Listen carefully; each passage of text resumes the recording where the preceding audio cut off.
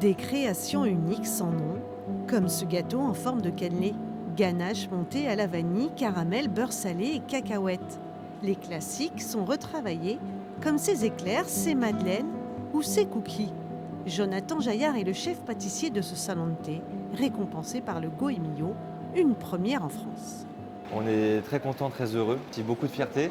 Ils nous ont contacté une première fois 3 mois après l'ouverture. Ils nous ont recontacté pour nous dire que du coup c'était bon, c'était officiel et qu'on allait recevoir notre plaque.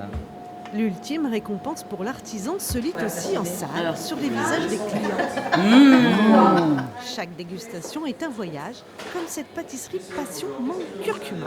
C'est trop bon. Je ne veux pas partager.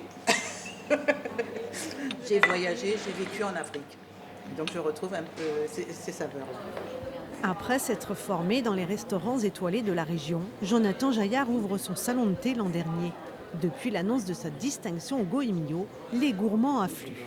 On a pris 2 cannelés avec du praliné de la noisette, il me semble, 2 tartelettes pour les goûter, une avec de l'ananas et une autre avec de la pomme, et puis une petite part de flan. Je trouve que c'est monochrome. J'ai une impression de blanc.